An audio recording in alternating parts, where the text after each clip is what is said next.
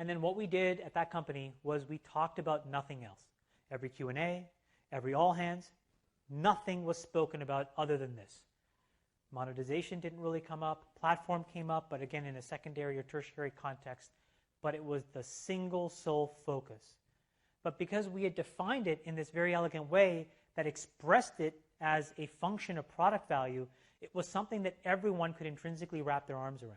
Again, another reason why focusing on, abstracting growth down to these low-level things is not right.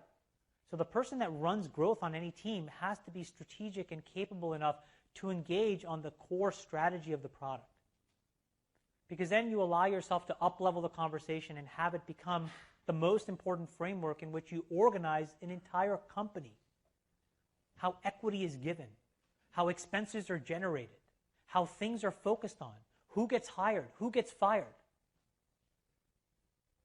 But when you understand core product value, and then you can basically pivot around it and create these loops that expose that over and over and over again, this becomes the most important and obvious thing to do.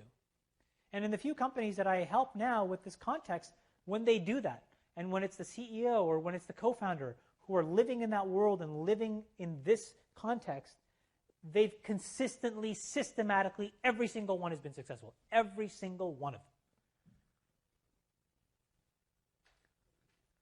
I've also met a lot of people who ask all these questions and, they're like, hey, I'd love to really, and I meet them and they're kind of D-bags. And they're like, way too quantish and way too kind of passive aggressive and a little aggro.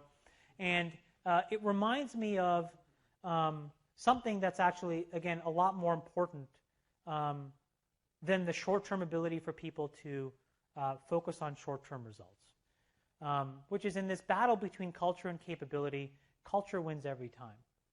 And what you value is really what you achieve. And so when you see these companies again today that had these massive apexes of rocket ship growth, and now, some are public, and now we're going through just unbelievable, retching, gut-wrenching change, negative, spiraling churn downwards.